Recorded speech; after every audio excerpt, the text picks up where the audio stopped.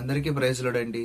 ఈరోజు దేవుని ఒక వాగ్దానము 2 సమూయేలు గ్రంథము 22వ అధ్యాయము 28వ వచనం ద్వారా ప్రభు మనల్ని తన వాక్కు ద్వారా మనల్ని బలపరుస్తూ చెప్తున్న మాట ఏంటంటే, దావీదు అంటాడు కదా,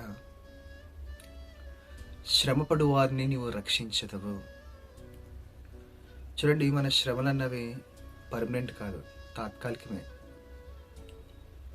శ్రమలో ఎల్లకాలం ఉండవు. మనకి కొద్దిపాటి కాలంలో మనం కొన్ని విషయాల్లో, చాలా విషయాల్లో శ్రమలు పడతాం. కానీ ఆ శ్రమల్లో మనం నమ్మకంగా దేవునికి యథార్థంగా మనం నడుచుకుంటూ మన జీవితంలో మనం ముందుకు వెళ్తున్నప్పుడు దేవుడు ఖచ్చితంగా ఇచ్చేస్తాడు. దావీదు జీవితంలో కూడా ఎన్నో చేదైన అనుభవాలు. దావీదు జీవితంలో కూడా దేవుడు రక్షించాడండి. తన శ్రమలో సౌలు చేతిలో నుండి, శత్రువు చేతిలో నుండి దావీదును దేవుడు రక్షించినప్పుడు ఈ మాటలు రాయడం జరుగుతుంది. శ్రమపడు వారిని నీవు రక్షించదవు.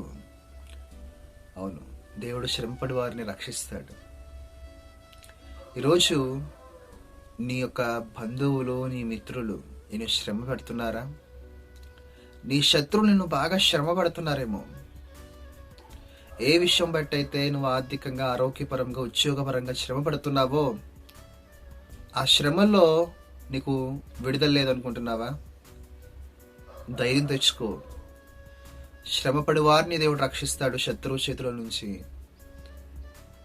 యథార్థంగా ప్రవర్తిస్తున్న వారిని దేవుడు తప్పక తప్పిస్తాడు. నీ శ్రమలో నువ్వు దేవునికి ప్రార్థన చేస్తూ, దేవా ఈ శ్రమలో నుంచి నన్ను రక్షించి ప్రభు అని నువ్వు ప్రార్థిస్తున్నావు కదా, దేవుడు నిశ్చయంగా నీ ప్రార్థన విన్నాడు. నేను ఈ సమస్య నుంచి, నీ శత్రువు చేతుల నుంచి, అపవాది ఉచ్చుల నుంచి దేవుడు నిన్ను రక్షించబోతున్నాడు. నీ శ్రమను చూచాడు, ఆయన నీ పట్ల గొప్ప కార్యం చేయబోతున్నాడు.